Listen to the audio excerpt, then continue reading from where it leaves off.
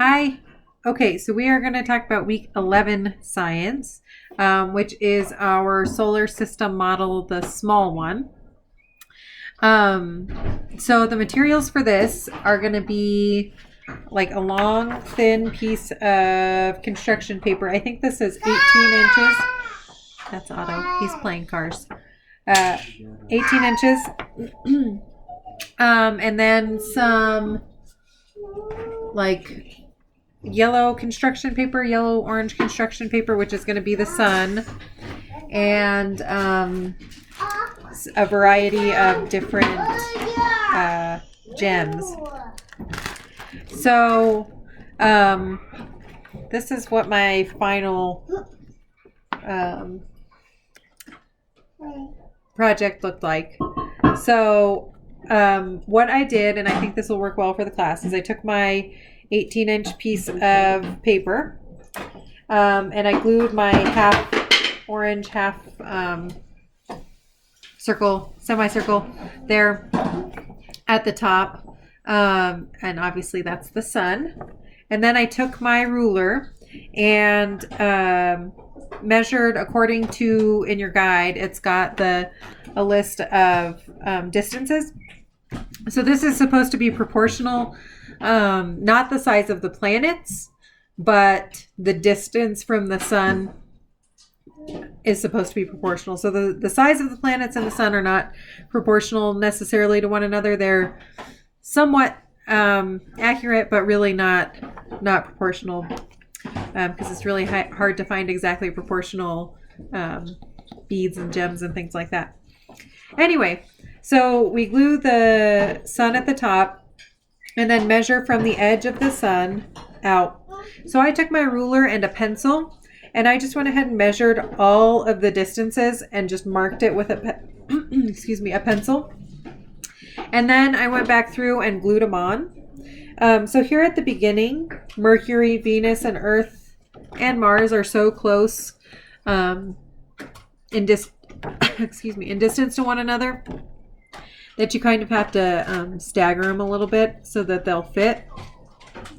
I rounded a little bit, so like, let's see, the first one, Mercury, it's supposed to be 0.2 inches or 1/5 of an inch. So my ruler doesn't have fifths of an inch, and most don't. So I just went with 3/16, which was about as close as I could get using the 16ths. So for Mercury, I went with 3/16. Venus, I did 5/16. Earth was half an inch, and then Mars was 13/16. So like I said, I went ahead and marked all those measurements with a pencil, and then I went back in and glued the gems on. And so I'll have these for you in the supply bin, and they're all labeled with what planet they're supposed to be. This is definitely going to be a project that's going to need parents to be more hands-on.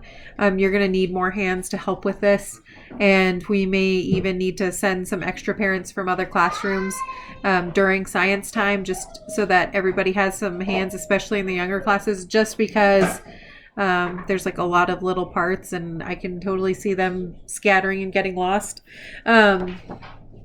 So like I said, I marked it and then I glued it. I used rubber cement, which seemed to work well. I'm thinking white glue would probably work okay also, but I will have the rubber cement in the bins. So then once I glued that, I went back and put some glitter glue between Mars and Jupiter for the asteroid belt. I've got 3 different colors, black, gold, and silver. And on my project, I just kind of put dots of all of them and like swirled it around with a pencil a little bit. But you can do that, have your students do that however you want. You can just have them put a squiggly line, put some glitter glue, and then kind of, spread it out. That's just to represent the asteroid belt between Mars and Jupiter. And then I went back with a silver gel pen, and I'm not sure exactly what colors I will have. This one's not silver. I think this one's green. But anyway, in the, I don't know what colors I'll have in the supply bin, but I will have some sort of gel pen that they can go back and label it, or parents can help label for the littler ones. On the sun, I used some glow in the dark glitter glue. You're welcome to let your students do that or not. Whatever it is that you want to do is fine. Let's see. Oh, and then I just glued a little piece of string on the back because I thought that would be kind of a fun thing for them to take home and hang on their wall, their little proportional solar system. Yeah, so the idea, like I said, is to get another visual on the distance from the sun, how close these first planets are compared to how far away Neptune is. So that's pretty much it. That is, like I said, week 11.